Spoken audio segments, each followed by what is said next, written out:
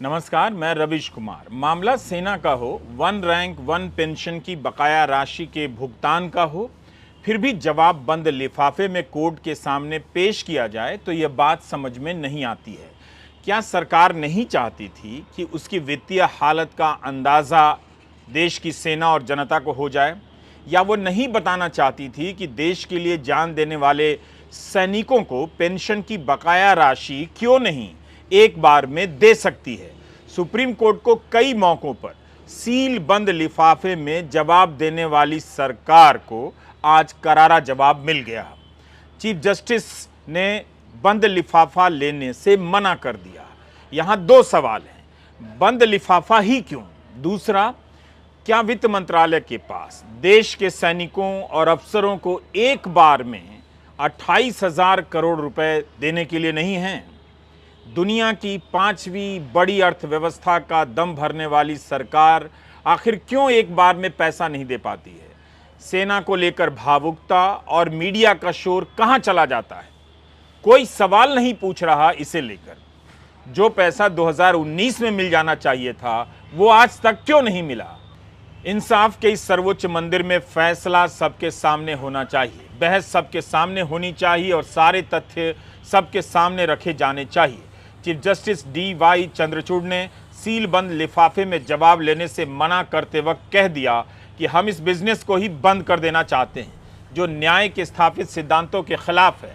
Chief justice ने seal बंद लिफाफे को ठुकराकर केवल केंद्र सरकार को जवाब नहीं दिया, बल्कि सुप्रीम कोर्ट को भी रास्ता दिखा दिया, जहां उनसे पहले अदालत ने कई बार सील बंद लिफाफे में सरकार का जवाब स्वीकार किया है। चीफ जस्टिस चंद्रचूड़ ने कहा कि केवल तभी स्वीकार किया जा सकता है जब मामला सोर्स का हो या किसी का जीवन खतरे में हो। गौर करने की बात है कि चीफ जस्टिस राष्ट्रीय सुरक्षा जैसे भारी भरकम शब्द का इस्तेमाल नहीं करते हैं। क्या सरकार के लिए सील बंद लिफाफे में जवाब देना बिजनेस हो गया था? हम आज के वीडियो में इस पर बात करेंगे। फ्लैशबैक में उन खबरों को पलटेंगे ताकि आपको पता चले कि 9 साल में जब आप होश में नहीं थे तब क्या क्या आपकी नजरों से गुजर गया।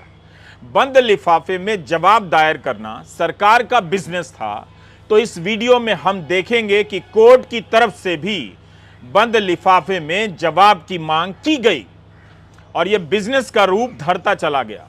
सेना को पेंशन मिले और इसमें एक पल की देरी हो जाए। अगर 2014 से पहले यह हो गया होता तो कितना हंगामा होता। सुप्रीम कोर्ट ने वन रैंक वन पेंशन का बकाया पैसा एक बार में देने का आदेश दिया। इस आदेश में छेड़छाड़ करते हुए रक्षा सचिव ने इसे 4 किश्तों में देने की बात कह दी और आदेश जारी कर दिया। इससे अदालत नाराज हो गई और रक्षा सचिव से लिखित जवाब मांग दिया कि क्या परिस्थितियां थी, लिखकर बताइए। सरकार ने यह आदेश जारी कर दिया था 20 जनवरी को। कोर्ट ने कहा कि इस आदेश को तुरंत वापस लिया जाए। वन रैंक वन पेंशन लागू कराने के लिए सेना से रिटायर्ड अफसरों ने पहले जंतर मंतर पर महीनों धरना दिया। जब 5 साल पर इसमें बढ़ोतरियां हुई तो वो पैसा पाने के लिए कोर्ट जाना पड़ा। सेना का सम्मान करने वाली सरकार क्या सैनिकों को उनका हक बिना कोर्ट के आदेश के नहीं दे सकती थी? बंद लिफाफे में जवाब देकर वो किसकी हालत पर पर्दा डाल रही थी? कोर्ट ने कहा कि वैसे भी यह मामला आदेश को लागू करने से संबंधित है, इसमें सील बंद लिफाफे में जवाब देने की क्या बात है। आज की सुनवाई में कोर्ट ने अटॉर्नी जनरल वेंकटरमणी से कहा कि जो आदेश हैं उसके बारे में बताइए, कैसे लागू करेंगे, और यह जवाब याचिकाकर्ता को दीजिए। तब उन्होंने कहा कि यह सीक्रेट है। तब चीफ जस्टिस ने कहा कि मैं सील बंद लिफाफे में जवाब स्वीकार करने के खिलाफ हूं। हम जो देखते हैं वो ये नहीं देख सकते। यह न्याय के नियमों के बुनियादी सिद्धांतों के खिलाफ है। अदालत में पारदर्शिता होनी चाहिए। वन रैंक वन पेंशन की बकाया राशि का भुगतान हमारे आदेश के अनुरूप ही होगा। 2019 में वन रैंक वन पेंशन की समीक्षा हुई, उसके तहत जो बढ़ी हुई राशि थी वो नहीं दी गई। 2023 है यह मामला कोर्ट में चला गया। तब कोर्ट ने आदेश दिया कि बकाया राशि एक बार में दीजिए।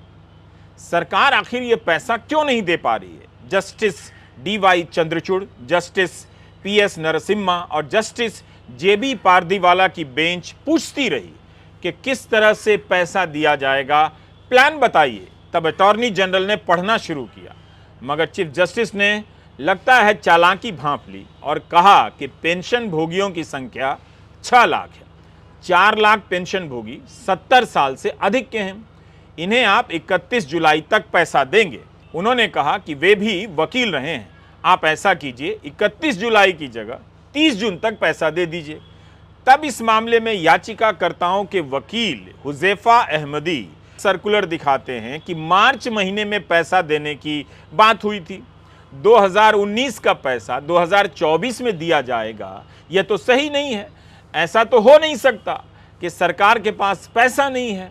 अगर पैसा नहीं था तो सर्कुलर पर दस्तखत कैसे कर दिया गया? अगले साल अप्रैल 2024 में फिर से वन रैंक वन पेंशन की समीक्षा होगी, जिसे तकनीकी शब्दों में इक्वलाइजेशन कहते हैं। मगर 2019 से 2024 के बीच सरकार पैसा नहीं दे पाई। इस पर चीफ जस्टिस ने सरकार को फिर से पकड़ा। उन्होंने कहा कि रिकॉर्ड पर जो आंकड़े पेश किए गए हैं, अरियर के तहत 28,000 करोड़ दिए जाने हैं। रक्षा मंत्रालय ने वित्त मंत्रालय के सामने इस मामले को रखा है और वित्त मंत्रालय ने संकेत दिए हैं कि एक बार में पैसा नहीं दिया जा सकता, किश्तों में ही दिया जा सकेगा। कोर्ट ने कहा कि केंद्र सरकार का कर्तव्य बनता है कि वह कोर्ट के आदेश का पालन करे, मगर वह अपने फैसले का परिणाम भी समझता है। 25 लाख पेंशनर्स हैं, इसमें से 4 lakh one rank one pension के तहत नहीं आते, तो 21 लाख पेंशनर्स हैं। केंद्र सरकार ने कहा था कि 30 अप्रैल 2023 तक 6 लाख पेंशनर्स को पैसे दे दिए जाएंगे। फैमिली पेंशनर्स और वीरता मेडल प्राप्त सैनिकों के पेंशन को एक बार में दिया जाना चाहिए। जिनकी उम्र 70 साल से ऊपर है उन्हें 30 जून से पहले एक बार में पैसा मिलना चाहिए। बाकियों को 30 अगस्त, 30 नवंबर 2023 और 28 फरवरी 2024 तक पैसा दे दिया जाए। इसमें ऐसा क्या था जो बंद लिफाफे में जवाब दिया गया? अदानी मामले में जांच के लिए कमेटी बनाई जानी थी।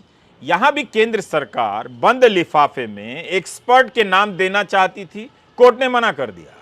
कोर्ट को कहना पड़ा कि बंद लिफाफे के सुझाव मानकर अगर कमेटी बनाई गई तो संदेश ये जाएगा कि कमेटी सरकार ने बनाई और सुप्रीम कोर्ट ने केवल मंजूरी दी। सोचिए जनता क्या सोचेगी, इसकी चिंता कोर्ट को है मगर सरकार को नहीं। चीफ जस्टिस चंद्रचूड़ की बेंच ने कहा कि सरकार के सुझाव को सामने वाले पक्ष को भी बताया जाना चाहिए। उसे जानने का हक है कि सामने वाला पक्ष क्या कह रहा है, सरकार क्या कह रही है। अगर सरकार ऐसा नहीं करना चाहती है तो कोर्ट अपनी तरफ से कमेटी बना देगी और सरकार को उस पर भरोसा करना पड़ेगा। आज की टिप्पणी ने पुरानी आलोचनाओं को फिर से छेड़ दिया है, जब बंद लिफाफों में जवाब आया करते थे। इस पर दिसंबर 2018 में शादान फरासत का एक लेख है। एक दौर था जब कोर्ट ही बंद लिफाफे में जवाब मांगा करता था और आज इस बिजनेस को बंद कर दिया गया है। अक्टूबर 2018 में सुप्रीम कोर्ट ने सरकार से रफाल जेट खरीदने की प्रक्रिया और लागत से जुड़ी जानकारी को बंद लिफाफे में देने के लिए कहा। सरकार हिचकिचा रही थी कि इसके बारे में सबके सामने नहीं बता सकती। उस समय बेंच की अगुवाई तत्कालीन चीफ जस्टिस रंजन गोगोई कर रहे थे।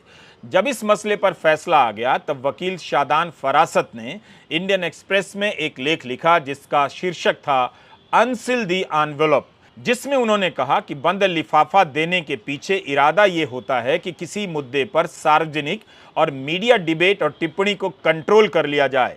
उन्होंने लिखा कि भले ही इसका उद्देश्य ठीक हो, पर यह संवैधानिक, राष्ट्रीय या संस्थानों से जुड़े मसलों से निपटने का सही तरीका नहीं है। अपने लेख में फरासत कहते हैं कि हमारी अदालती प्रणाली का कायदा है तथ्यों के आधार पर बहस करना, जिसके आधार पर कोई भी फैसला सुनाया जाता है। लेकिन सुप्रीम कोर्ट द्वारा एक ट्रेंड देखा जा रहा है जिसके तहत एक पार्टी जो अक्सर सरकारी या उसकी कोई एजेंसी होती है, उसे बंद लिफाफे में फैक्चुअल जानकारी, तथ्यात्मक जानकारी कोर्ट को देने के लिए कहा जाता है। इसकी कॉपी सामने वाली पार्टी को भी नहीं दी जाती है। ऐसा करने से स्टेट यानी राज्य कोर्ट को मिसगाइड या प्रिजुडिस करती है। चीफ जस्टिस डीवाई चंद्रचूड़ ने आज कमोबेश यही सारी बातें दोहराई हैं। आखिर सरकार सामने के वकील को तथ्यात्मक जानकारी क्यों नहीं देना चाहती है? वह क्यों सार्वजनिक बहस से बचने की कोशिश करती है? हम और आप कैसे जानेंगे कि जो सरकार ने कहा वो सही है?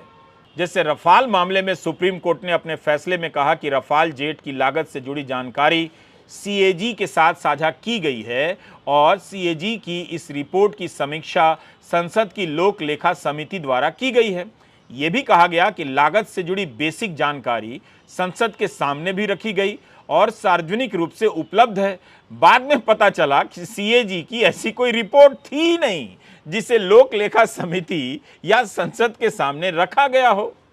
तब इस पर फरासत लिखते हैं कि इसके बाद केंद्र सरकार ने सही कराने के लिए याचिका दायर की और कहा कि सील कवर में एक नोट्स पर बुलेट पॉइंट के कारण ऐसा हो गया। यह समझ नहीं आया कि इस नोट पर किसी अधिकारी ने साइन किया था या नहीं। कैसे ये नोट सील कवर में चला गया?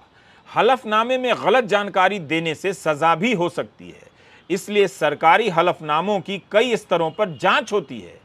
फरासत ने लिखा कि इस खुलासे से पूरे फैसले को ही दरकिनार किया जा सकता है। रफाल के वक्त सील कवर में चूक को लेकर बहुत मजाक उड़ा और सवाल भी उठा कि ऐसे कैसे हो सकता है। अदालत से मांग की गई कि सील कवर की जानकारी सार्वजनिक कर दी जाए।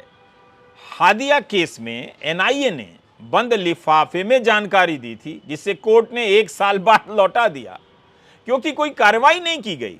कोर्ट ने मार्च 2018 में हादिया के पक्ष में फैसला सुनाया। फरासत लिखते हैं कि हमें कभी ये पता नहीं चलेगा कि उन लिफाफों में असल में कोई विश्वसनीय जानकारी थी या एनआईए के किसी अफसर की कल्पनाओं की रचनाएं भर दी गई थीं। यह सवाल कितना खतरनाक है, कितना खतरनाक है। बंद लिफाफे को, इसका खेल न्याय को कितना धुंधला करता है। बंद लिफाफे में क्या होता है कोई नहीं जानता। केरला हाईकोर्ट में Malayalam TV channel media one पर प्रतिबंध लगाने को लेकर सुनवाई चल रही थी। केंद्र सरकार ने बंद लिफाफे में जानकारी दाखिल की और उसके आधार पर चैनल पर बैन लगा दिया गया, मगर जस्टिस चंद्रचूड़ ने सुनवाई के दौरान कहा कि हम बंद लिफाफों के खिलाफ हैं। अगर हम रिकॉर्ड की समीक्षा करें तो क्या आपको आपत्ति होगी, ये सरकार से पूछा। बाद में कोर्ट ने केंद्र के प्रतिबंध पर रोक लगा दी। पी चिदम्बरम के मामले में भी ईडी ने बंद लिफाफे में दिल्ली हाईकोर्ट को जानकारी दी। दिसंबर 2019 में आईएनएक्स मीडिया केस में पी चिदम्बरम को बेल देते हुए सुप्रीम कोर्ट की बेंच ने बंद लिफाफे पर भरोसा करने को लेकर दिल्ली हाईकोर्ट की आलोचना की। अदालत ने अपनी टिप्पणी में साफ कहा कि सील बंद लिफाफे में जानकारी को स्वीकार करना न्याय की अवधारणा के खिलाफ है। कोर्ट ने ही सील बंद लिफाफे में जवाब दायर करने के लिए प्रेरित किया और कोर्ट ने ही इसकी आलोचना की। रफाल मामले में सुप्रीम कोर्ट ने सरकार के दावे को स्वीकार भी कर लिया कि यह मामला शासकीय गुप्त बात अधिनियम यानी ऑफिशियल सीक्रेट्स एक्ट के तहत आता है। महाराष्ट्र पुलिस ने बंद लिफाफे में सुप्रीम कोर्ट को जानकारी दी और भीमा कोरेगांव केस में गिरफ्तार किए गए सामाजिक कार्यकर्ताओं की गिरफ्तारी पर रोक लगाने से कोर्ट ने इनकार कर दिया। असम में एनआरसी की प्रक्रिया के दौरान कोर्ट ने एनआरसी के कोऑर्डिनेटर से बंद लिफाफे में जानकारी मांगी। बंद लिफाफे में जानकारी साझा की गई थी। एनआरसी में 19 लाख लोग अंतिम सूची से बाहर हो गए। सीबीआई के पूर्व निदेशक आलोक वर्मा के खिलाफ भ्रष्टाचार के आरोपों की सुनवाई के दौरान कोर्ट ने मांग की कि केंद्रीय सतर्कता आयोग अपनी रिपोर्ट बंद लिफाफे में पेश करे। 2G मामले में भी कोर्ट ने बंद लिफाफों में दी गई जानकारियों के आधार पर कई लाइसेंस निरस्त किए थे। ये सब बोर करने वाले डिटेल हैं, लेकिन कभी तो आपको जानना ही होगा और इस तरह के डिटेल को समझना होगा। फ्लैशबैक में जाकर खबरों को पलटिए तो मदर ऑफ डेमोक्रेसी के फादर ऑफ पावर का खेल सामने आ जाता है। फादर ऑफ पावर बंद लिफाफों में कोर्ट को जवाब देना चाहते हैं। यही हाल इलेक्टोरल बॉन्ड का है, उसकी जानकारी भी लिफाफे में बंद रहती है। आप नहीं जानते कौन किसे कितना दे रहा है। पत्रकारों के सवाल भी लिफाफे में बंद हो चुके हैं और आप जनता का दिमाग भी धर्म नाम के लिफाफे में बंद कर दिया गया है। जब तक इस लिफाफे से बाहर नहीं आएंगे, आंखों को नजर नहीं आएगा। नमस्कार, मैं रविश कुमार।